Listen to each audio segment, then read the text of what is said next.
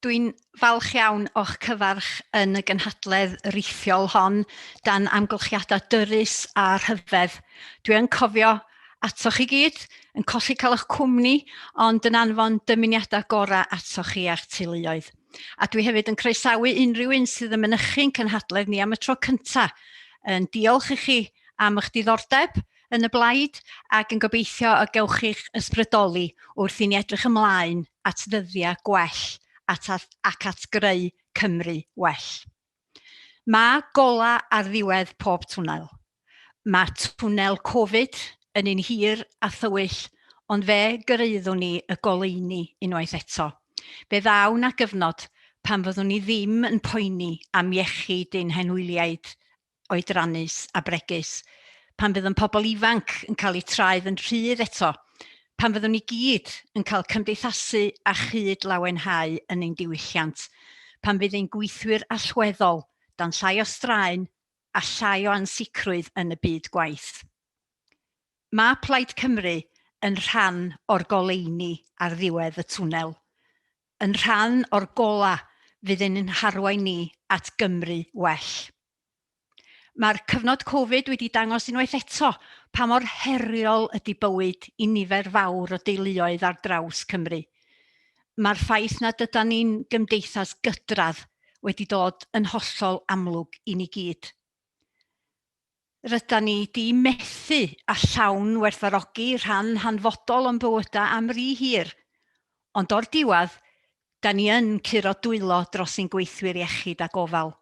O'r diwedd, da ni yn clodfori sgiliau a phrofiad ein hathrawon a staff ein ysgolion, a'n lleoliadau gofal plant, sydd nid yn unig yn addysgu ein plant, ond yn allweddol o ran ei datblygiad fel unigolion crwn. O'r diwedd, da ni'n gwerthfawrogi ein busnesau lleol a'r gymdogaeth o'n cwmpas. Yn y goleuni ar ddiwedd y twnnel, mae Plaid Cymru am greu gwlad mwy cydradd ac am ein gwlad ni gael ei thrin yn gyfartal â gwledydd eraill. Mae'r cyfnod Covid wedi tanlinellu'n cred ni ac wedi'n hegnio ni efo phenderfyniad newydd i greu newid gwell mewn Cymru newydd. Mae teuluoedd a phlant a phobl ifanc Cymru yn haeddu gwell. Fel gweinidog cysgodol Plaid Cymru dros addysg, dwi'n benderfynol o greu newid gwell yn y maes yr ydw i yn gyfrifol amdani. Gan ddechrau yn y dechrau, rhaid creu sylfeini cadarn un cyfundrefn addysg, peth ffôl i'w adeiladu tŷ ar dywod. Dyna pam fo gen i weledigaeth bendant a chlir ar gyfer ein plantos lleiaf ar gyfer y rhai o 12 mis oed hyd at oedran cychwyn yn yr ysgol. Does na ddim hanner digon o ffocws wedi bod ar yr oedran cynnar yma, yn wahanol i mewn llawer o wledydd eraill ar draws y byd, ac gweitha'r dystiolaeth ddigamsyniol fod creu cyfleon i blant bach chwarae efo'i gilydd dan oruchwyliaeth oedolion sgilgar yn holl bwysig i'w datblygiad addysgol ac emosiynol, ac yn creu gwell cyfleon mewn bywyd, ac yn osgoi llawer o broblemau yn hwyrach lawr y lein. Mae Plaid Cymru yn benderfynol o newid hyn ac yn addo buddsoddi yn helaeth yn y sector, fel bod y tywod o dan y tŷ yn troi yn graig o gynhaliaeth. Buddsoddiad bydd yn talu ar ei ganfed yn y pen draw, gan osgoi tynnu arian o'r pwrs cyhoeddus i ddelio hefo problemau nes ymlaen. Byddwn nhw'n sefydlu Meithrin Cymru, gwasanaeth cenedlaethol yn cael ei gydlynu'n lleol. Bydda Meithrin Cymru yn darparu gofal ac addysg blynyddoedd cynnar i bob teulu sy'n dymuno i gael, gan greu model newydd blaengar ar frys. Fel ddigwyddodd yn Efrog Newydd yn ddiweddar, pan grewyd miloedd o lefydd gofal plant newydd mewn cyfnod byr iawn. Bydda Plaid Cymru yn mynd ati yn syth i fuddsoddi mewn lleoliadau newydd sbon, i hyfforddi a recriwtio gan greu 3,000 o swyddi newydd fydd yn darparu'r gwasanaeth erbyn diwedd y cam cyntaf, ac 8,000 o swyddi i'w gweithredu yn llawn. Mae'r manteision i'r plant yn amlwg, a thystiolaeth yn dangos fod plentyn yn elwa o gymysgu efo cyfoedion, gyda phlant o gefndiroedd difreintiedig yn elwa fwyaf. Bydda Meithrin Cymru yn darparu gwasanaeth hanfodol i deuluoedd Cymru. Mae'r sector yn fregus iawn erbyn hyn, felly dyma'r union adag i greu system well. Dyma'n cynnig ni i deuluoedd.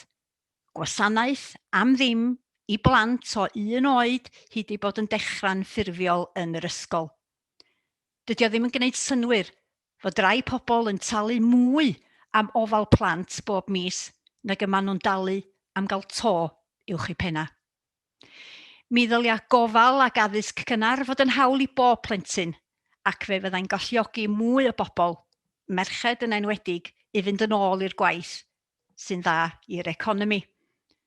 Ac mae yna un fantais bellach.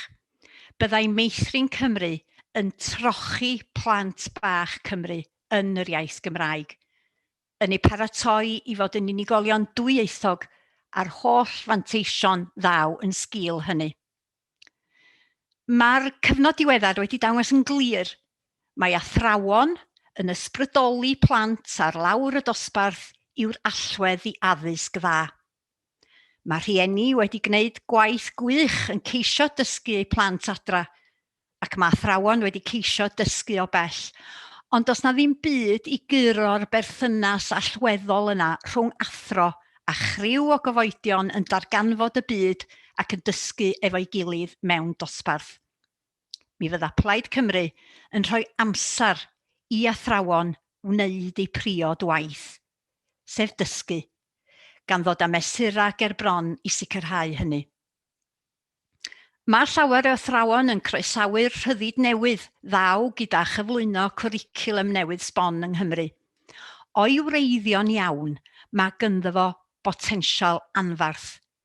Dyma Cymru drwy'r cwricwlwm yn deud wrth athrawon, da ni yn ymddiried ynddo chi, da ni'n trystio chi, chi sydd yn adnabod ein disgyblion ora. Mae'n drueni fod Llywodraeth Cymru wedi anghofio hynny yn ystod ffiasgo'r aroliadau yn yr haf. Fe gawson nhw eu tynnu yn llawer rhy hawdd o lawer i ddilyn meddylfryd Lloegr, gan boeni mwy am gymhwyster nag am y pobl ifanc gafodd eu siawmi yng nghanol y llanast. Mae Plaid Cymru yn credu bod hi'n bryd symud i ffwrdd o system sydd yn canolbwyntio llawer gormod ar aroliadau, ac mae angen creu system asesu unigryw i Gymru.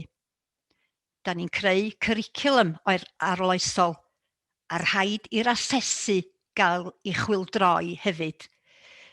Bydd Plaid Cymru yn archwilio'r angen i greu cymwysterau Cymreig ar gyfer cwricwlwm Cymreig, gan asesu'r sgiliau sydd eu hangen ar gyfer Cymru'r dyfodol, nid gallu rhywun i berfformio am awr mewn sefyllfa artiffisial.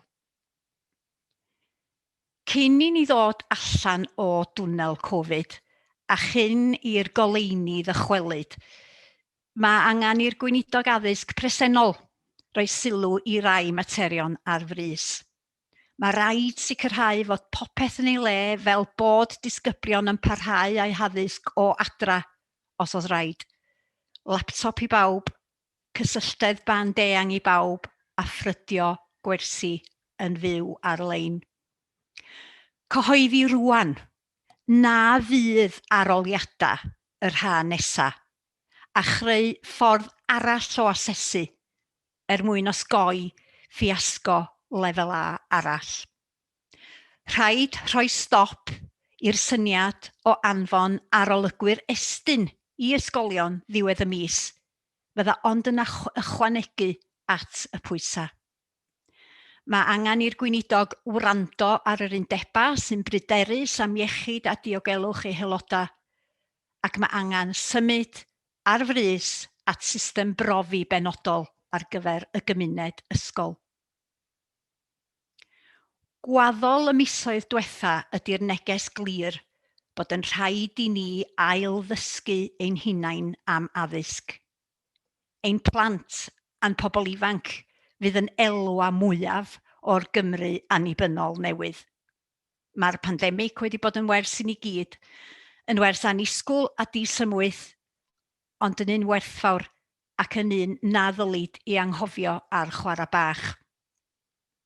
A'r wers yw fod modd gwneud pethau'n wahanol a'i gwneud nhw yn well.